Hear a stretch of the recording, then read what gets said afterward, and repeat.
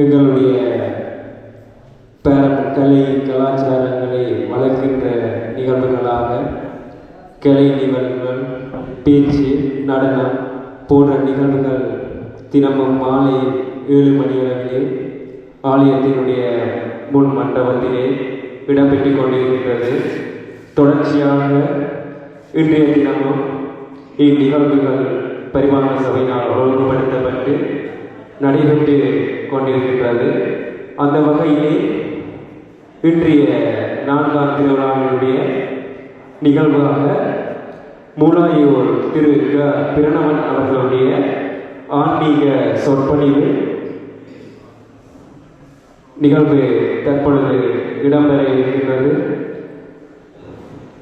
சிறந்த பேச்சாளர் மூலாயூரில் எங்களுடைய அயலூர் பேச்சாளருமாகிய பிரணவன் அவர்களுடைய சொற்பொழிவு தற்பொழுது ஆரம்பமாகின்றது.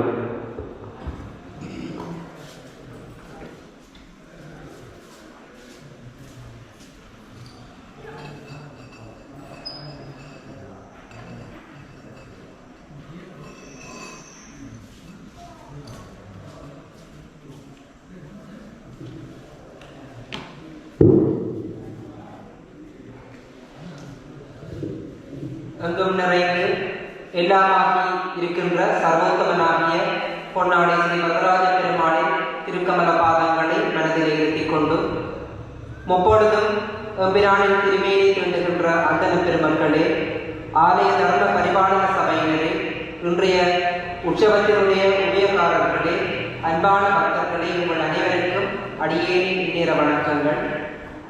இன்றைய திவ்ய மகோற்சவத்தினுடைய இந்த 4ஆம் நாள் வைபவத்திலே என்னையும் ஒரு பொருட்டாக மதித்து இங்கே சொற்பொழிவாற்ற அழைத்தமைக்கு முதற்கண் நன்றியை தெரிவித்துக் கொண்டு இந்த தருணத்திலே எங்களுடைய சமயம் பற்றியும் எம்பெருமானுடைய கல்யாண குணங்களை பற்றியும் ஒரு சில வார்த்தைகள் உங்களோடு பகிர்ந்து கொள்ளலாம் என்று நினைக்கின்றேன். அந்த வகையிலே உலகத்திலே பல்வேறுபட்ட சமயங்கள் காலத்துக்கு காலம் தோன்றின, இன்னும் தோன்றி மறைந்தன. அந்த சமயங்களுடைய வரிசையிலே அனாதியாக உள்ளது எங்களுடைய இந்து சமயமாகும். அதை ஆதியும் அந்தமும் இல்லாத ஒரு சமயமாக சொல்லுகிறார்கள்.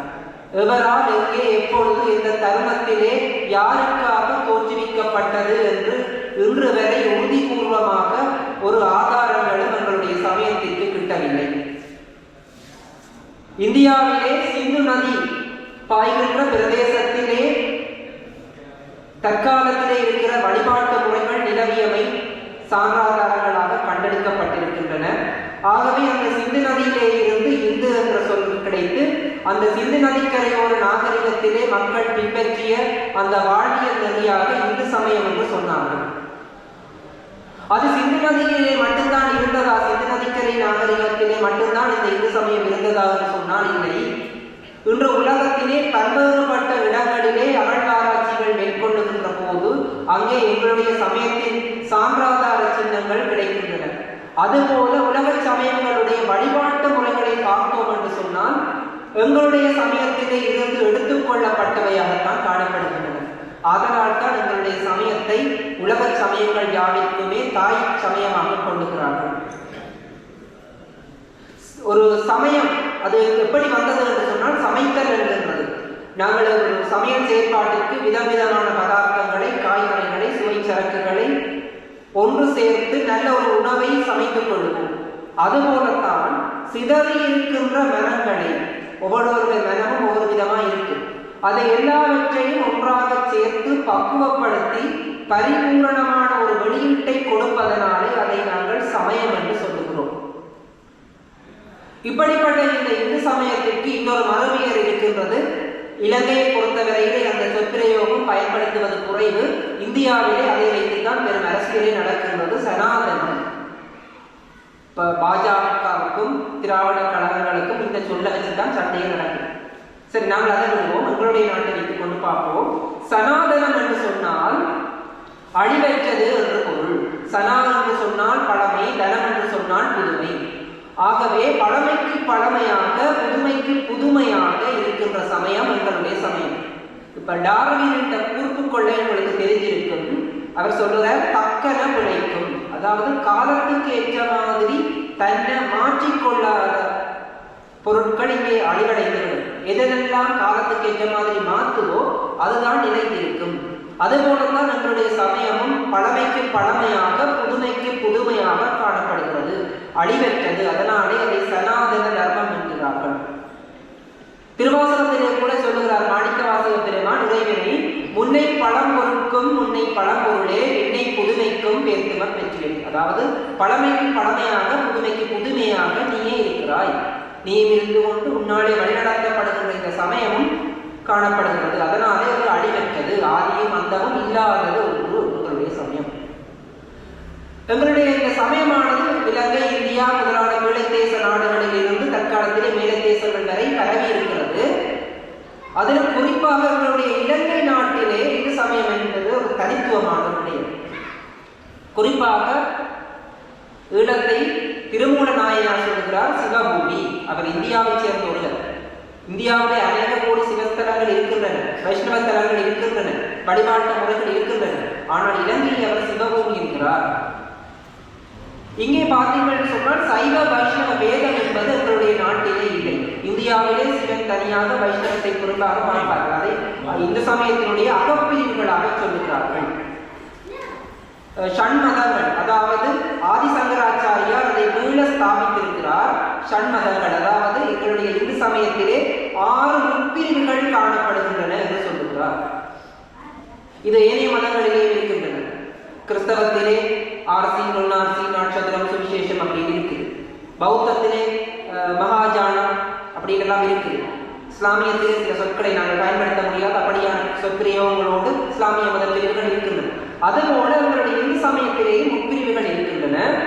அவற்றை வழிபடுகின்ற முதல் தெய்வங்களின் பெயர்களாலே அழைக்கிறார்கள். சிவனை மையமாக கொண்டது சைவம், எம்பெருமான் மகாவிஷ்ணுவை மையமாக கொண்டது வைஷ்ணவம், சக்தியை முழுவதற் கடவுளாக கொண்டது சாக்தம், கணபதியை முழுவதற் கடவுளாக கொண்டது காணாமத்தியம், முருகனை வணங்குவது கௌமாரம், சூரிய பகவானை வணங்குவது சௌரம். அப்படி என்று 6 பிரிவுகள் இருக்கின்றன. எங்களுடைய நாட்டிலே இவை அனைத்துமே பேதங்களாக பிரிவுகளாக பார்க்கப்படுவது இல்லை. அனைத்துமே ஒன்றுதான் என்று சொல்கிறார். எங்களுடைய நாட்டுக்கு உண்டான தனிச்சிறப்பு.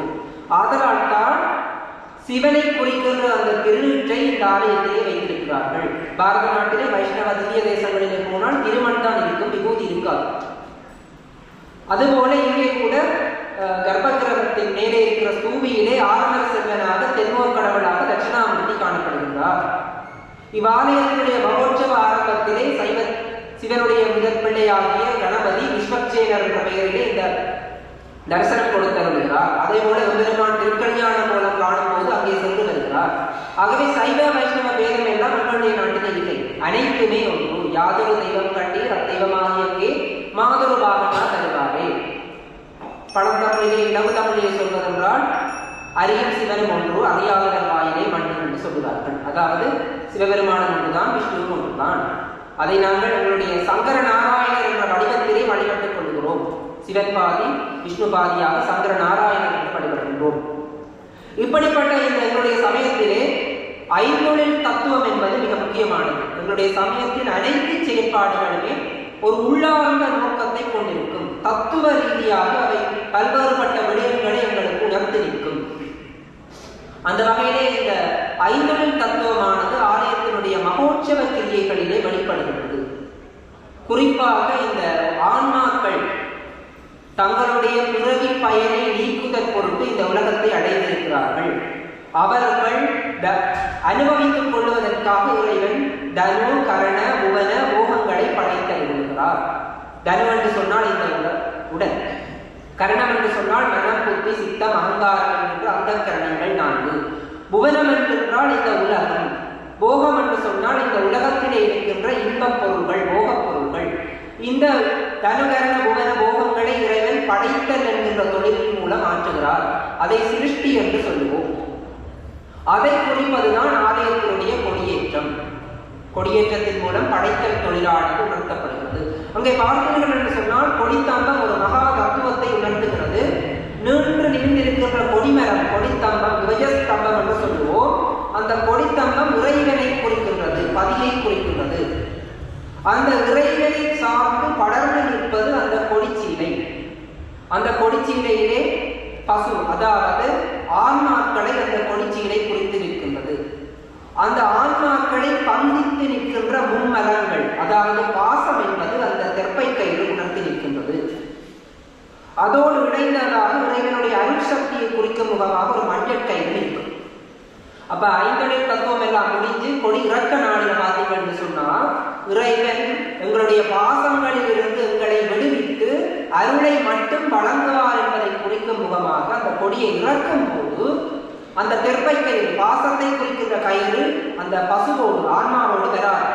அந்த மஞ்சள் கயிறு மட்டும் இறைவன் அருளாலே எங்களுக்கு கிடைத்துக் கொள்ளும். பாசம் அப்படியே விலகிவிடும். ஆக அந்த படைத்தல் என்கின்ற தத்துவம் அந்த கொடியேற்றத்தின் போது குறிக்கின்றது.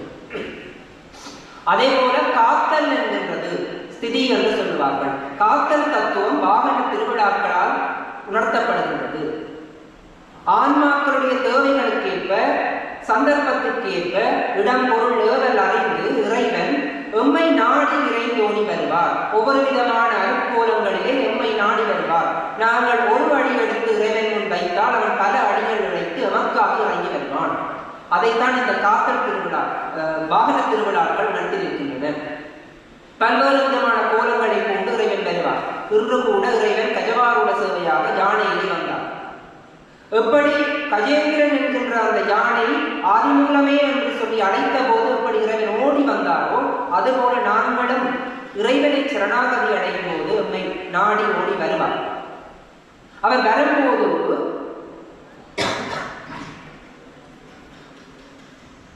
வருகின்ற கோலங்களை பார்ப்போம் என்று சொன்னால் எங்களுக்கு என்னென்ன தேவையோ அந்த நேரத்தில் வருவார். ஒரு அரசன் மாதிரி ஒரு சிம்மாசனத்தில் ஏறி வருவார். நான் தான் சூரியனாகவும் இருக்கிறேன், சந்திரனாகவும் இருக்கிறேன் என்று சொல்லி சூரிய சந்திர பிறவையிலே வருவார். அதுபோல பிரம்ம ரூபமாக நான் ஹம்ச வாகனத்தில் என்ன வாகனத்தில் வருகிறேன் என்று சொல்லி போட்டு வருவார். நான் நாகர்களுக்கு அரசனாக ஆதிசேஷனாக இருக்கிறேன், அதனால் ஆதிசேஷ வாகனத்திலே வருகிறேன் என்று சொல்லி நாகவாகனத்திலே வருவார். இப்படி பல்வேறுபட்ட கோலங்களிலே எமக்காக வந்திருக்கிறார்.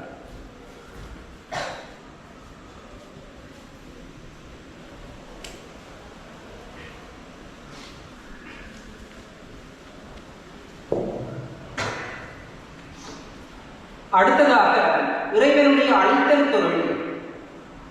நாங்கள் படைக்கப்பட்டவற்றை அழித்துக் கொள்ள வேண்டும். குறிப்பிட்ட ஒரு பொருளை வாங்கினா காலாவதி தேதி இருக்கும். அதுபோல படைக்கப்பட்ட இந்த தனு கரண புவன போகங்கள் அழிக்கப்பட வேண்டும். உங்களுடைய மரங்களன்மை விட்டு நீக்கிக் கொள்ள வேண்டும். அதை உணர்த்துவது இந்த தேர் திருவிழா ரதோற்சவ வைபவம் எங்களுடைய மும்மரங்களை அழித்தல் என்கின்ற தொழிலை குறிக்கின்றது.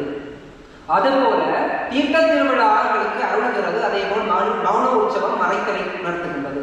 இந்த வகையிலே ஆலயத்தினுடைய மகோற்சவங்கள் ஐந்தொழில் தத்துவத்தை எமக்கு போதிப்பெனவாக காணப்படுகின்றன. எம்பெருமானுக்கு ஒரு பெயர் இருக்கிறது, விஷ்ணு. விஷ்ணு என்று சொன்னால் எங்கும் நிறைந்தவன் என்று பொருள். அந்த விஷ்ணு என்கின்ற பதத்தில் இருந்துதான் வைஷ்ணவம் என்கின்ற சொற்பிரயோகம் கிடைத்தது. விஷ்ணு எப்படி எங்கும் நிறைந்திருக்கிறாரோ அதுபோல வைஷ்ணவ கொள்கைகளும் வைஷ்ணவ சம்பிரதாயங்களும் எல்லா இடங்களிலும் பரவி இருக்கின்றது. எம்பெருமானுக்கு 10,000 பெயர்கள் இருக்கின்றன. ஒரு நாமம் ஒருவம் ஒன்று விழாருக்கு 1000 திருநாமம் பாடி தெள்ளேனம் கொட்டாமோ என்று சொல்லி திருவாசக பாடல் சொல்லுகிறது. அதுபோல வேத வாக்கியங்கள் சொல்லுகின்றன, ஏகம் சத் விப்ரா பகுதா வதந்தி. அதாவது உள்பொருள் ஒன்று, பிரம்மம் ஒன்றுதான், அது பலவாக விரித்தடைகின்றது. பல்வேறுபட்ட வடிவங்களிலே எங்கும் நிறைந்திருக்கின்றது அந்த பிரம்மம். ஆகவே உள்பொருள் ஒன்று, அவனே விஷ்ணு என்று சொல்லி வேதங்கள் குறிப்பிடுகின்றன. இறைவனுடைய பல்வேறுபட்ட வடிவங்களிலே இந்த தசாவதார கோலங்கள் மிக முக்கியமானவை. எம்பெருமான் என்று சொன்னாலும் உடனே ஞாபகம் வருவது தசாவதாரம். ஏன் அவர் இந்த தசாவதாரத்தை எடுத்துக்கொள்கிறார்கள் என்று சொன்னால், இந்த விஷ்ணுனுடைய தொழில் காத்தல் தொழில். ஒரு குழந்தையை பெறுவது என்பது இருந்த இடத்திலே சாதிக்கக்கூடிய ஒரு விடயம். ஒருவரை அழைத்துக் கொள்ள வேண்டும் என்று சொன்னால் அது இருந்த இடத்திலேயே கூட்டிக் கொண்டு போகலாம். ஆனால் ஒரு குழந்தையை காப்பாற்றி நல்ல நிலைக்கு கொண்டு வர வேண்டும் என்று சொன்னால் அவர்தான் ஓடி திரிய வேண்டும். பிள்ளைக்கு காய்ச்சல் வந்தால் மறந்தெடுக்க வேண்டும். படிக்கணும் என்று சொல்லி பாடசாலையில விடுவோம். சாமான்கள் வாங்க சந்தைக்கு போக வேண்டும். இப்படி பல்வேறுபட்ட இடங்களுக்கு ஓடி திரிய வேண்டியது யாருன்னு சொன்னால் ஒரு குழந்தையை காப்பாற்றும் பொறுப்பு ஆற்றுதலில் இருக்கோ அவர்தான் அடிக்கடி ஓடணும். ஆதலால் தான் அடைக்கும் தொழிலை செய்கின்ற பிரம்மா அப்படியே இருக்கிறார். அழிக்கும் தொழிலை செய்கின்ற ருத்ரன் சிவபெருமான் மயானத்திலே ஆனந்தமாக ஆடிக்கொண்டே இருக்கிறார். ஆனால் இந்த காத்தல் பொறுப்பு தலையிலே சுமந்து கொண்டிருக்கிற விஷ்ணு தான் அங்கேயும் ஓடி இங்கேயும் ஓடி எல்லா இடங்களிலும் அலைக்கழிக்கிறார். அதனால் தான் அதற்கும் பல அவதாரங்கள். அதில் மிக முக்கியமானது தச அவதாரம். இந்த காத்தல் என்று சொல்லும் போது மிக முக்கியமான இன்னொரு விஷயத்தை சொல்ல வேண்டும். இறைவனுடைய அந்த சக்தி பொதுவாக மற்றவர்கள் ஏளனமாக சொல்லுவார்கள், என்னுடைய சமயத்திலே அனைத்து கடவுள்களுக்குமே 2 பேர் இருக்கலாம், 2 மனைவி நேரம் இருக்கலாம் அது சொல்லுவார்கள். அது என்னத்தை உண்மையா உணர்த்துதுன்னு சொன்னா, இப்போ ஒரு பொருள் இயங்குவதற்கு அதுக்குரிய பவர், ஒரு வல்லமை தேவை. இந்த மைக்கு இயங்குவதற்கு பவர், மின்சாரம் தேவை. நான் பேசுவதற்கு எனக்கு போசனைகள் தேவை. அதுபோல சிவனாகிய அந்த சீவன் இயங்குவதற்கு வல்லமையாகிய அந்த சக்தி, பவர் தேவை. அந்த சக்தியை தான் நாங்கள் பெண் வடிவமாக இறைவனுடைய பக்கத்திலே இருத்தி வைத்திருக்கிறோம். அப்ப காத்தல் தொழிலை செய்கின்ற விஷ்ணுவுக்கு 2 சக்திகள் இருக்கின்றார்கள். மகாலட்சுமியாகிய ஸ்ரீதேவி, பூமி தேவி. ஒரு குழந்தையை வளர்ப்பதற்கு ஸ்ரீதேவி தேவை, அதாவது செல்வம் தேவை. செல்வம் இருந்தால் தான் நம்ம நல்ல வழியாக வளர்த்துக் கொள்ளலாம். அதே மாதிரி சின்ன பிள்ளை அம்மா மேலுக்கு தெரியும், பிள்ளை செய்யாத அட்டூழியமே இல்லை, இருக்கிறதால தூக்கி அறியும், சிவர்கள் முழுக்க கீறும், அழும், கட்ட நேரத்தை கழும், தலைமுறை பிடிச்சிருக்கு.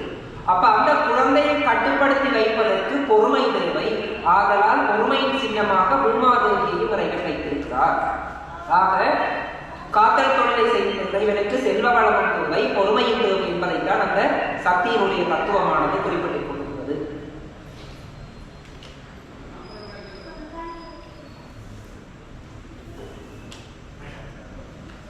இவன் என்னடாக வந்ததிலிருந்து கண்டுபிடிக்கிறான் யோசிக்காதோ. மாலையில் இன்னொரு நிகழ்விலே அறிவிப்பாளராக செயல்பட வேண்டிய காரணம் இருந்ததால் கொஞ்சம் அதனை கூட மிரட்டு குரல் என்னோடு ஒத்துழைக்கவில்லை. அதனால் அடிக்கடி தீர்த்தத்தை அறிவித்துக் கொள்கிறேன், அடிக்கடி மன்னித்துக் கொள்ளுங்கள். இந்த தசாவதாரங்களை பார்த்தோம் என்று சொன்னால், இறைவன் பல்வேறுபட்ட 10 அவதாரங்கள் எடுத்துக் கொள்கிறார். மச்சம், கூர்மம், வராகம், நரசிம்மம், பாமணம், பலராமன், பரசுராமன், பலராமன், ஸ்ரீராமன், கிருஷ்ணன், கலிக்கப்பட்டு போகும். இதை பார்த்தீங்கன்னு சொன்னா, இந்த விஞ்ஞான ரீதியாக டார்வினுடைய கொள்கை உயிர் பரிமாண வளர்ச்சியை குறிப்பதாக இருக்கிறது. சயின்ஸ்ல சொல்லினோம், உயிரினங்கள் முதலிலே நீரிலே தோன்றின. ஆகவே இறைவனும் தன்னுடைய முதலாவது அவதாரத்திலே மீனாக கடலுக்குள்ளே அவதரித்தார். அதற்கு அடுத்தபடியாக நீரிலும் நிலத்திலும் வாழக்கூடிய உயிரினங்கள் தோன்றின. 2வது அவதாரம் ஆமை அவதாரம், நீருக்குள்ளே இருக்கும், நிலத்திலே இருக்கும். அதற்கு அடுத்தபடியாகத்தான் பூமியிலே மட்டும் வாழக்கூடிய உயிரினங்கள் தோன்றின. வராக அவதாரம், பகுதி அவதாரம், அது பூமியிலே மட்டும் வாழக்கூடியது. இந்த வராக அவதாரத்துக்கு இன்னொரு சிறப்பு இருக்கிறது. புவியிலே படுத்திருப்போம், இந்த பூமியானது கோள வடிவமானது என்று சொல்லி 1600 ஆண்டுகளிலே கலிலியோ கல்வி தொலைக்காட்டியை கண்டுபிடித்ததன் பிறகு நிரூபணமானது என்று சொல்லுவார். அவர் பிறப்பதற்கு 1000 ஆண்டுகளுக்கு முன்னே வராக அவதாரத்திலே அவருடைய மூக்கின் நொடியிலே உலகமானது உருண்டை வடிவமாக இருக்கிறது. அதைத்தான் நாங்கள் தற்போதும் வழிபட்டுக் கொள்கிறோம். அங்கே பார்த்தால் கூட வராக அவதாரத்தில் எம்பெருமானுடைய முகத்திலே உருண்டை வடிவமான அந்த பூமி இருக்கிறது. ஆகவே கலிலியோகனுக்கு சொல்லுவதற்கு முதலே எங்களுடைய பெருமான் பூமி கோள வடிவம் தாண்டா, அது கட்டை இல்லை என்று சொல்லி போட்டார். அதற்கு அடுத்தபடியாக 4வது அவதாரம் நரசிம்ம அவதாரம்.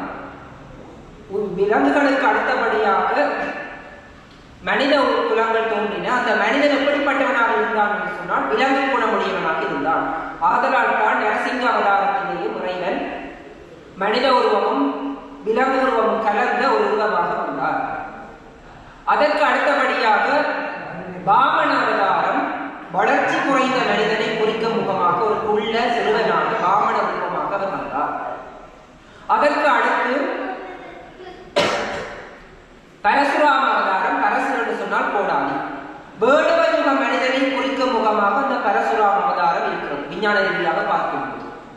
அதற்கு அடுத்தபடியாக பலராம அவதாரம். பலராமனுடைய கையிலே கலப்பை இருக்கிறது. வேடுவ யுகத்துக்கு அடுத்த அங்காளமான உழவர்கள் விவசாயத்தையும் அதோடு இணைந்ததாக கிருஷ்ண அவதாரம். பலராமனும் கிருஷ்ணனும் சகோதர அவதாரங்கள். ஆகவே இடையர் யுக கிருஷ்ணனும் அங்காள வேளாண்மை யுகத்தை குறித்துள்ள பலராமனும் காணப்படுகிறார்கள். அதற்கு அடுத்தபடியாக அரச நீதி, தற்காலத்திலே நாங்கள் பின்பற்ற வேண்டிய ராஜ்ய பரிபாலன தர்மங்கள், அதை குறிக்கும் முகமாக ராம அவதாரம். அதர்மத்தை தாண்டிக்கின்ற கல்வி அவதாரம் அப்படின்னு வருகிறது. இப்படி எம்பெருமான் 10 அவதாரங்களையும் தற்கால விஞ்ஞான ரீதியாக இப்படி எல்லாமே நாம் பேச வேண்டும் என்பதற்காகத்தான் எடுத்திருக்கிறார். அங்காலே பார்த்தீர்கள் என்று சொன்னால் வைஷ்ணவத்திலே இந்த ஆழ்வார்களுடைய சிறப்பு மிக முக்கியமானது. சைவத்திலே எப்படி திருத்தொண்டர்கள் முக்கியம் பெறுகிறார்களோ அதுபோல வைஷ்ணவத்திலே ஆழ்வாராதியர்கள் 12 பேர் காணப்படுகிறார்கள். இவர்கள் அருளி செய்த நூல்கள் திவ்ய பிரபந்தங்கள். அவை 4000 என்பதாலே 4000 திவ்ய பிரபந்தங்கள் என்று சொல்லுகிறோம். அந்த 4000 திவ்ய பிரபந்தங்களையும் ஸ்ரீமத் நாதமுனிகள் என்பவர் தொகுத்தருளி இருக்கிறார். இந்த ஆழ்வார்கள் பார்த்தீங்கன்னு சொன்னா இறைவன் மீது ஆறாத தீராத அன்பு செலுத்தி இறைவனே அடைந்த மெய்யன்பர்கள். அதுல குறிப்பாக எனக்கு அதில் ஒரு ஆழ்வார் மீது தனி பிரியம். உங்களுக்கும் தெரியும், 12 ஆழ்வார்களிலே ஒரே ஒரு பெண் ஆழ்வார் ஆண்டாள். இப்ப வைஷ்ணவத்திலே ஆண்டாளை பிரிச்சு வச்சு பார்க்கிறாரு. அவ்வளவாத்துக்கு வாழ்ந்து காட்டி விட்டு சொன்ன ஒரு பெண் அடியார். பெண்களுக்கு எல்லாமே முன்னுதாரணமாக தற்காலத்திலே பெண்ணுரிமை பெண் சமத்துவம் என்று சொல்வதற்கு முன்னோடி அவர் சென்று வாழ்ந்து காட்டியவர் தான் இந்த ஆண்டாள். சமய நம்பிக்கையின்படி இறைவனுடைய திருமாலுடைய சக்தி தான் அந்த ஆண்டாளாக அவதரித்தாள் என்று பார்க்கின்றோம். அதை விடுத்து அவளை ஒரு மாநில பெண் மனிதனாக பார்த்தால் கூட அவள் ஸ்ரீ வில்லிபுத்தூரிலே இன்னொரு ஆழ்வாராகிய பெரியாழ்வாருடைய நந்தவனத்திலே துளசி மாடத்துக்கு கீழே ஆடிப்பூர நாளிலே அவதரித்தாள். திரும்ப அவதாரம் செய்தாள். அவளை அந்த பெரியாழ்வார் எடுத்து வளர்த்து வருகிறார். ஒவ்வொருவருக்கும் ஒவ்வொருவன் மீது பிரியம் இருப்பார். அப்ப இந்த ஆண்டாளுக்கு சின்ன வயதிலே இருந்தே பிரியம் ஏதாவது இருந்தால் அந்த வீட்டில் இருக்கிற அந்த கிருஷ்ண விக்கிரகம் மீது பிரியம். வேற ஒன்றிலையுமே விருப்பம் இல்லை. இப்போதைய பிள்ளைகள் சொன்னா வெளியில போற கூட வீட்டுக்குள்ள இருந்தபடி ஆன்லைன்ல போன்ல பார்த்து கேம் விளையாடும். அதுக்கு கொஞ்ச காலத்துக்கு முதல் ரோட்டு முழுக்க மாமல் அடிச்சு பட்டம் விட்டுருப்பினான். ஆனா இந்த ஆண்டாள் அப்படின்லாம் செய்ய மாட்டான். வீட்டுக்குள்ளேயே இருந்து அந்த கண்ணனோட கதையிட்டு கதைப்பான். இப்பயும் அந்த பார்போல் அந்த பொம்மையை வச்சு சின்ன பிள்ளைகள் அதுக்கு தலைகளுக்கு பவுடர் பூசுற மாதிரி ஆண்டாள் கதைச்சு கொண்டு வந்தான். அப்ப சின்ன பிள்ளை தானிட்டு அதை அதை பொருட்படுத்தாம விட்டுச்சினாங்க. கொஞ்சம் கொஞ்சம் வளர்ந்து வளர்ந்து ஆண்டாள் மனப்பெருவம் அடைந்து விட்டால் அப்பொழுதும் அந்த பற்று போகவில்லை. அதுக்கு பிறகுதான் ஊராக்கள் 4 விதமாக கதைக்க வழிபடுச்சினம். தென்னடா இந்த பிள்ளை வீட்டுக்குள்ளே இருந்து கிருஷ்ண விக்கிரகத்தை கிருஷ்ணனை பார்த்து கதைக்குது. திருமண பேச்சு எடுத்தா நான் இந்த திருமணத்தான் திருமணம் செய்வேன் என்று சொல்லுது. இப்பத்தைய பிள்ளைகள் என்ன செய்யணும்? கனடா நான் படிப்ப நிப்பாட்டினாலும் வர வேண்டாம், அங்க போய் கொள்ளுறேன் அப்படின்னு சொல்லுது. ஆனா இந்த பிள்ளை எந்த செல்வந்தர் வந்தாலும் யாரை திருமணம் பேசினாலும் அடைந்தால் இறைவனை மட்டுமே அடைவேன் என்று உறுதியாக சொல்கிறாள். தந்தை எப்படி பூமாலை கட்டி கொடுத்தாரோ அதை போல தானும் பூமாலை கட்டி போட்டு அந்த மாலையை தன்னுடைய கழுத்திலே அணிந்து அழகு பார்த்தாள். நாங்கள் பூவை எடுத்து இறைவனுக்கு சாற்ற வேண்டிய பூவை மணந்து பார்த்தாலே பேசுவார்கள். ஆனால் அவள் தன்னுடைய கழுத்தில் சூடி பார்த்தாள். ஏனென்று சொன்னால் இறைவனுக்கு அதில் இருக்கிற முட்கள் எதை குத்துதோ, அதாவது காம்பு அவருக்கு குத்துமோ, அவருக்கு கம்பட்டவளா இருக்குமோ என்று சொல்லி தான் முதல் சூடி பார்த்து அவருக்கு கொடுத்தாள். ஆதலாலே அவளை சூடி கொடுத்த சுடற்கொடி அல்லது சூடி கொடுத்த நாச்சியார் என்று சொன்னார்கள். இன்றும் எம்பெருமானுக்கு அவள் சூடி கொடுத்த மாலையை ஸ்ரீ வில்லிபுத்தூரிலிருந்து திருவரங்கத்துக்கு அனுப்பி வைக்கிறார்கள். இறைவன் கூட அது அவள் தன்னுடைய காலத்திலே சூடி கொடுத்த மாலை தான் வேணும், மற்ற மாலை கொடுத்தா அது அர்த்தம் தெரிவிடுவேன். அவ ஆண்டாள் போட்டு தந்த மாலை தான் எனக்கு வேணும் என்று வரும்படா அப்படியா சூடி தன்னுடைய காலத்திலே சூடி போட்டு சும்மா நிற்க மாட்டாள். கண்ணாடியிலே தன்னுடைய அழகை பார்ப்பாள். அங்கே தெரிவது எம்பெருமான். நாங்கள் பார்த்தா ஒருவன் தான் தெரியும், அதை பார்க்கவே இல்லை, அது வேற பிரச்சனை. ஆனால் ஆண்டாள் கண்ணாடியிலே பார்க்கும் போது எம்பெருமான் அதிலே தெரிந்தார். ஆகா வடிவா இருக்கு, அதற்கு இந்த மாலை பொருத்தமாக இருக்கும் என்று சொல்லி அந்த சூடி கொடுத்த நாச்சியா கொடுத்து அனுப்பினாள். அவள் இறைவனை அடையும் பொருட்டு பாவை நோன்பை நோற்றாள். அவள் மனதிலே உறுதியோடு இருக்கிறாள், நான் இறைவனைத்தான் அடைவேன், மனாடனாக அந்த எம்பெருமானைத்தான் அடைவேன். ஆனால் ஊராக்கள் பழி சொல்லுகிறார்கள், என்னை ஒரு பேதை என்று சொல்லுகிறார்கள். ஆதலால் என்னை விரைந்து திருமணம் செய்து கொள்ள வேண்டும் என்பதற்காக பாவை நோன்பு என்று சொல்லி மார்கழி மாதம் 30 நாட்களும் அவள் ஊரில் இருக்கிற கன்னிப்பெண்கள் எல்லாரையும் தான் கெட்டதும் பத்தாம ஊரில் இருக்கிற எல்லாரையுமே விடியற்காலம் 3 மணிக்கு போய் ஒழுப்பி மார்கழி திங்கள் மதிமுறை நன்னாளா என்று சொல்லி நீராட வாரம் என்று சொல்லி 3 மணிக்கு கூட்டிக் கொண்டு போய் நீராடி போட்டு ஆலயத்திற்குள் போய் பாவை நோன்பை நோற்றாள். அவள் இன்னொரு இடத்திலே முன்னோடியாக செயல்படுகிறாள். மாணிக்கவாசகர் கூட இந்த பாவை நோன்பு பற்றி திருவம்பாவை பாடல்களை சொல்லுகிறார். அவர் பாடியது 20 பாடல்கள். ஆனால் ஆண்டாள் 30 பாடல்களிலே பாடியிருக்கிறாள். அதாவது பெண்கள் இறைவனை வழிபடுவதற்கு மாதத்தின் அனைத்து நாட்களுமே பொருத்தமானது. உங்களுக்கு எந்த விதமான விலக்குகளும் தேவையில்லை. இறைவன் மீது உண்மையான அன்பு இருந்தால் நீங்கள் எல்லா நாட்களிலுமே இறைவனை வணங்க வேண்டும் என்பதை அவள் 30 பாடல்களிலே 30 நாளும் பாடி முன்னோடியாக செயல்பட்டாள். அவள் கனவு காணுகிறாள். மத்தளம் கொட்ட வரிசங்கு முழக்கமிட மைத்துனன் நம்பி மதுசூதனன் வந்து கைத்தரம் பெற்ற கனார் கண்டேன். அதாவது இறைவன் மதுசூதன், என்னுடைய மைத்துனனாகிய இறைவன் மதுசூதன பெருமாள் வந்து என்னுடைய கையை பற்றி கொள்ள கனவு காண்கிறேன். வாரணம் 1000 சூழவலம் செய்ய நாரணன் நம்பி நடக்கின்றனன். பூரணமாயிரம் பொற்குடம் வைத்ததில் புறமெங்கும் தோரணம் நாட்ட கனார் கண்டேன் தோன்றுகிறாள். அதாவது இறைவன் என்னை அடைவதற்காக மனக்கோலத்தோடு 1000 ஜானைகள் சூழ எப்படி கம்பீரமாக வருகிறாரோ அப்படி வருகிறார். அவரை வரவேற்கும் முகமாக நிறைகுடங்கள் வைத்து வீடு வாசல்லாத்தையும் அலங்காரம் செய்கிறார்கள். அப்படி மனக்கோலத்தோடு வந்து என்னை திருமணம் செய்ய போகிறார் என்று சொல்லி ஆண்டாள் கனவுகிறாள். அதுபோல உண்ணும் சோறு, சாப்பிடுகிற சோறு, பருகிற நீர், திண்டுகின்ற வெற்றிலை, இது எல்லாத்திலேயுமே கண்ணனையே காண்கிறேன் என்று சொல்லி ஆண்டாள் இறைவன் மீது ஆறாத தீராத காதல் கொண்டிருந்தாள். அவளுடைய ஆசையை இறைவன் ஏற்றுக்கொண்டார். திருவரங்கத்துக்கு அவளை மனக்கோலத்தோடு அழைத்துவா என்று சொல்லி அழைக்க செய்து அங்கே இறைவன் தன்னோடு அவளை 2 கிடக்க செய்தார். அதுபோல 12 ஆழ்வார்களுக்குள் உள்ளடங்காத இன்னொரு பெண்ணும் இருக்கிறாள். அவள் வடநாட்டைச் சேர்ந்தவள், மீராபாய் என்று சொல்லுவார்கள். சங்கீதத்திலே கொடிகட்டி பறந்த என்ற சுப்புலட்சுமி அம்மா அவர்கள் அந்த மீராபாய் என்கின்ற பெயர்களிலே ஒரு திரைப்படத்தை கூட, கொஞ்சம் விளக்கை படம், அதிலே அந்த மீராபாயினுடைய வரலாறு வடிவாக சொல்லப்பட்டிருக்கிறது.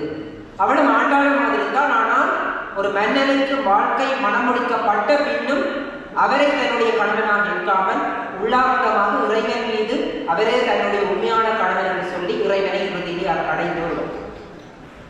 அதுபோல திருவரங்கத்திலே பிபி நாச்சியார் என்கின்ற ஒரு பெண்ணும் இருக்கிறார். அவளையும் இறைவன் தன்னோடு ஏற்றுக்கொண்டார். அவள் ஒரு முகலாய முஸ்லீம் இனத்தைச் சேர்ந்த ஒரு பெண். அவளுடைய தந்தை திருவரங்கத்தின் மீது படையெடுத்து அந்நியர்களுடைய ஆட்சியில் அனைத்து ஆலயங்களும் அழிக்கப்படுவது வழக்கம் தெரியும். எங்களுடைய ஆலயம் கூட அந்நியர்களுடைய ஆட்சியில் அழிக்கப்பட்டது. அந்த வகையிலே திருவரங்கத்தின் மீது படையெடுத்து வரும்போது அங்கே இருந்த திருவரங்கத்து பெருமானுடைய விக்கிரகத்தை அந்த முஸ்லீம் மன்னர் என்ன செய்கிறார், எடுத்துக்கொண்டு போய் தன்னுடைய மகளுக்கு விளையாடுவதற்கு கொடுத்து விட்டார். பெருமானுடைய உற்சவ விக்கிரகத்தை கொடுத்து விட்டார். அவளுக்கு அதை பார்த்தோடனே அந்த விக்கிரகத்தின் மீது காதல் கொண்டு இந்த தலத்தின் மீது திருவரங்கத்துக்கு வந்து அங்கேயே உண்ணா நோன்பிருந்து உயிர் துறந்து இறுதியிலே இறைவனை அடைந்தாள். இதெல்லாம் என்னத்துக்கு சொல்லுகிறேன் என்று சொன்னால், இறைவனை பரிபூர்ணமாக நம்பியவர்கள் கைவிடப்படார். நம்பினார் கெடுவதில்லை, 4 மறை தீர்ப்பு, நல்லவர்க்கும் ஞானியர்க்கும் ஆண்டவனே காப்பு என்று சொல்லுவார்கள். இறைவன் மீது பரிபூர்ணமான நம்பிக்கை வைக்கும் போது இறைவன் நம்மை காத்தருள்வார். அவனை நாங்கள் பரிபூர்ணமாக சரணாகதி அடைந்து கொள்ள வேண்டும்.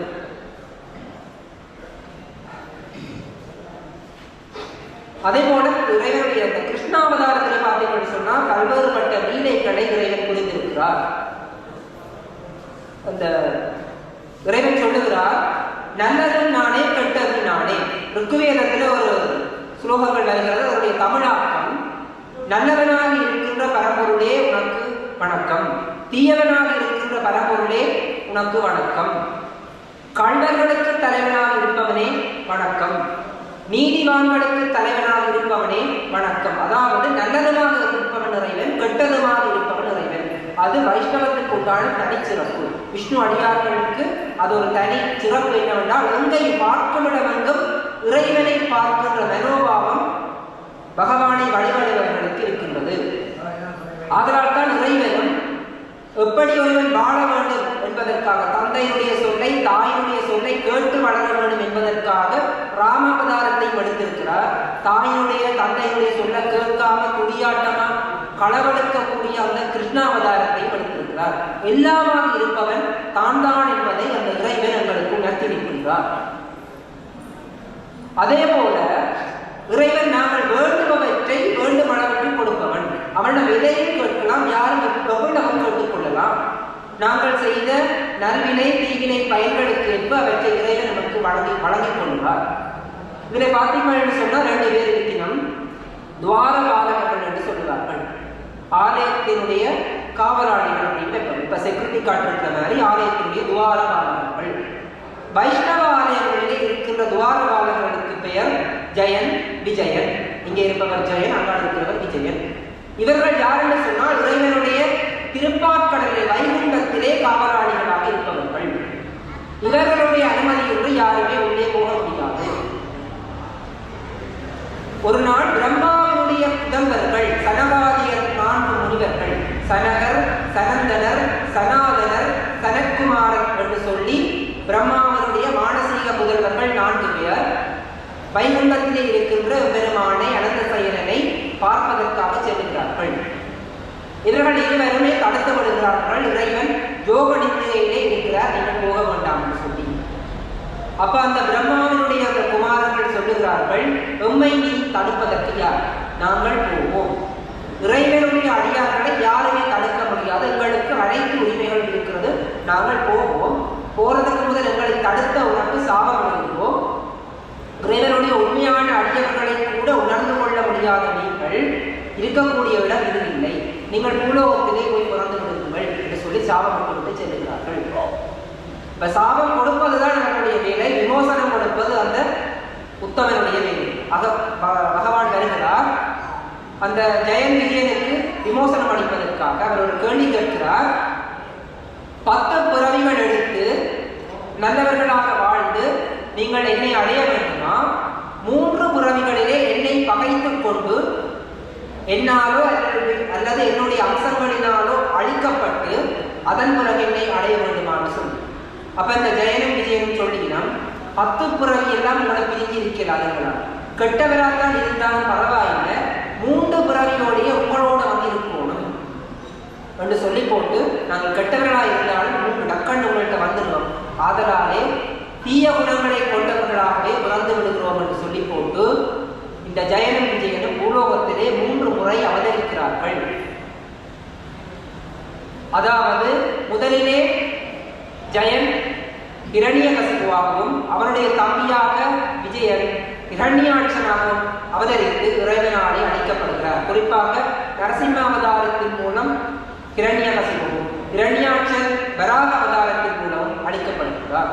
2வதாக ஜெயன் ராவணனாகவும் விஜயன் கும்பகர்ணனாகவும் அவதரிக்கிறார்கள்.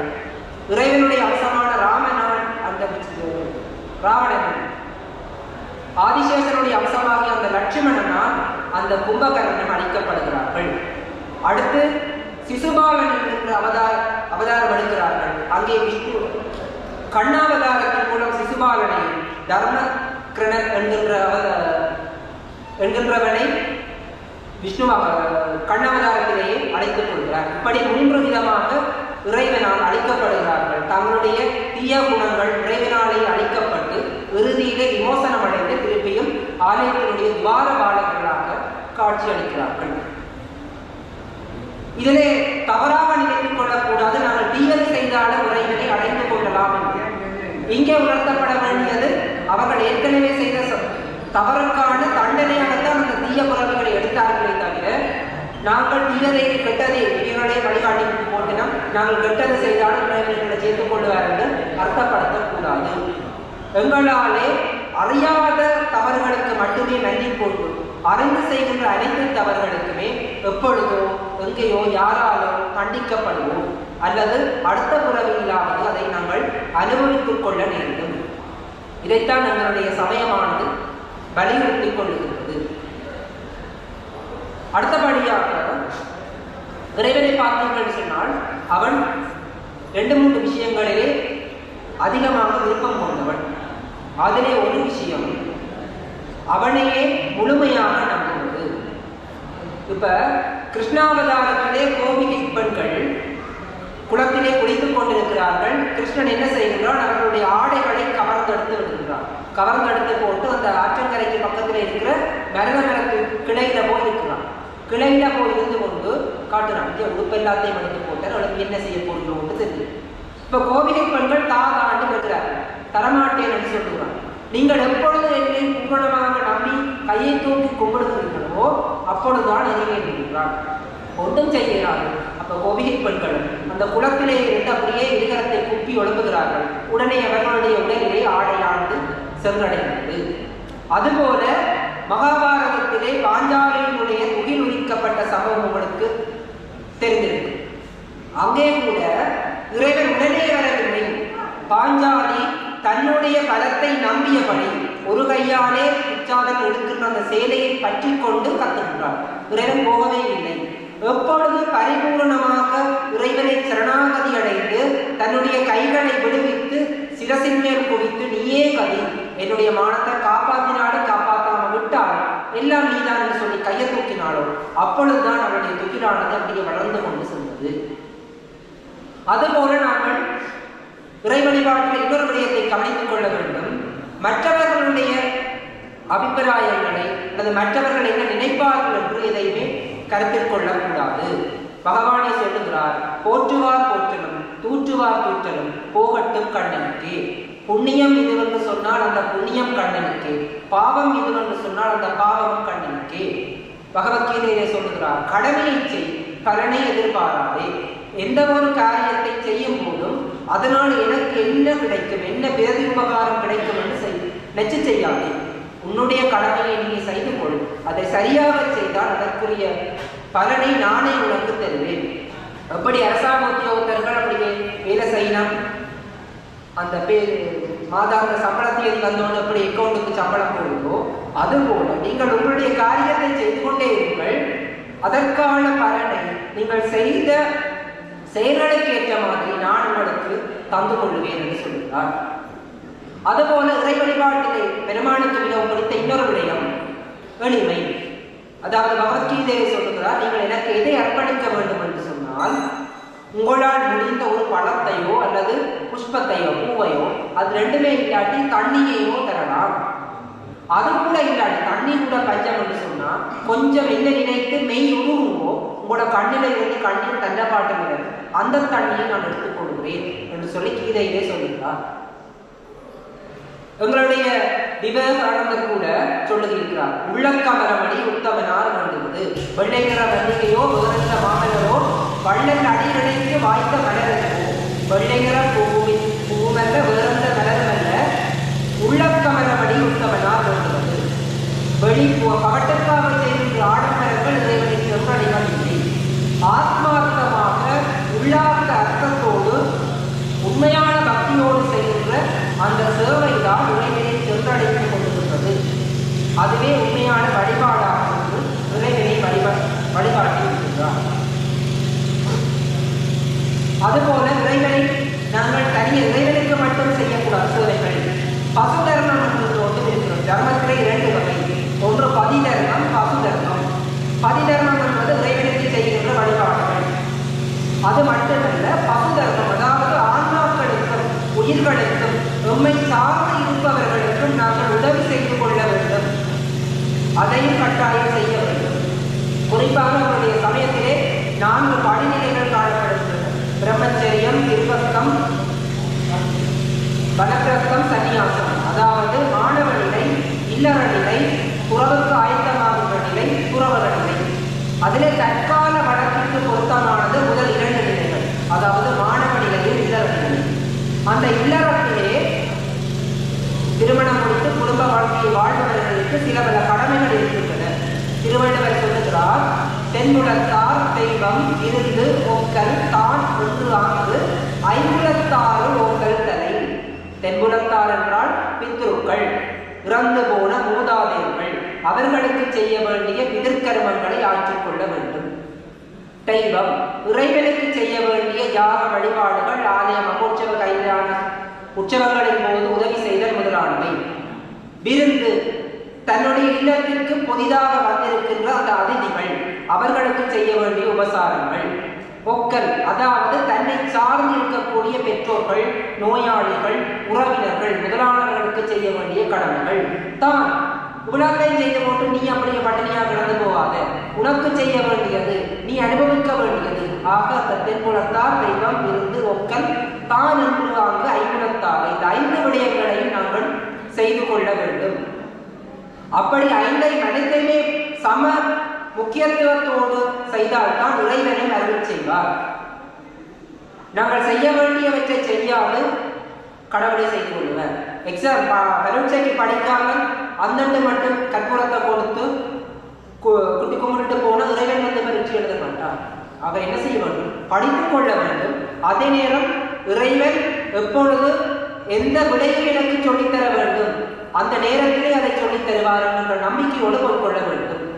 ஆகவே கடமையையும் செய்து பலனை எதிர்பார்க்காமல் இறைவனையும் நம்பி வாழ்கின்ற வாழ்க்கைதான் உண்மையான வாழ்க்கையாகும்.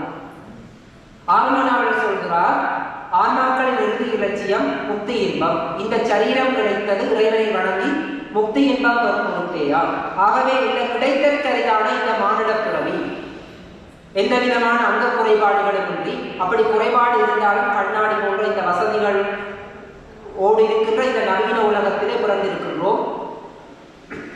லட்சுமியாலும் இந்திரனாலும் படைக்கப்பட்ட இந்த சதுரங்க சேத்திரமான இந்த சொர்ணாலய பொன்னாலயத்திற்கு அருகிலும் இந்த ஆலய சூழலும் பாடுகின்ற பேச்சை பெற்றிருக்கின்றோம். இலங்கையிலே 2 அவதார தலங்கள் இருக்கின்றன. ஒன்று இங்கே கூர்மாவதார தலம், மற்றது வள்ளிபுரத்திலே மச்ச அவதார தலம். ஆக இந்த அவதார சேத்திரத்தை அள்ளி வாழ்கின்ற வாழ்க்கையை பெற்றிருக்கின்றோம். ஆகவே இந்த கிடைத்தற்கரித இந்த பிறவியை, இந்த சந்தர்ப்பத்தை நாங்கள் நழுவ விட்டு விடக்கூடாது. பல தேசங்களில் இருந்தெல்லாம் இந்த தலத்தை நாடி பலர் வருகின்றார்கள். ஆகவே நாமும் எம்பெருமானை சரணடைந்தால் அதிக வரங்களை பெற்றுக்கொள்ள முடியும். சந்தன வரங்களதில் சாதிகள ஓதிய தருக்கள் நிறைய சுந்தர நெடுங்கடல் வளைந்திட முகுந்த நுரை தொல்வதியதான். பந்தனி முளைச்சியர்கள் பாடி நடமாடிட இமையோர்கள் பரவ இந்திரன் வணங்கிட இருப்பது பொன்னாலயம் என பதியதே என்று இந்த ஆலயத்திலே உரைகின்ற எம்பெருமான் வரராஜ பெருமானை பாதாரவிந்தங்களை பணிந்து பல்லாண்டு பல்லாண்டு பல்லாயிரத்தாண்டு பல கோடி 100,000 மல்லாண்ட திருத்தோள் மணிவண்ணான் என் செவடி செவித்திருக்காப்பு என்று சொல்லி அனைவரும் பல்லாண்டு வாழ இறைவனை பிரார்த்தித்து நல்வாய்ப்புக்கு நன்றி கூறி விடைபெறுகின்றேன். நன்றி, வணக்கம்.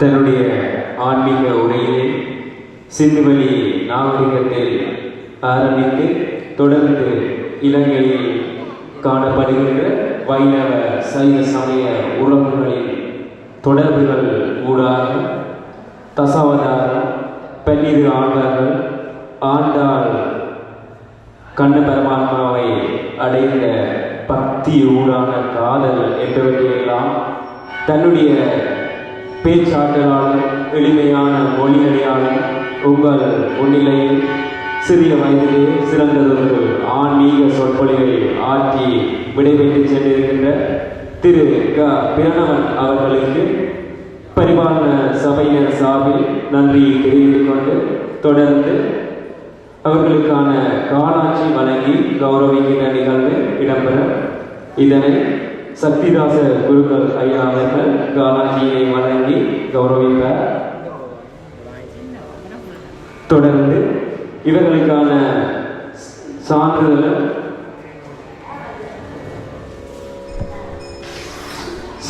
வழங்கி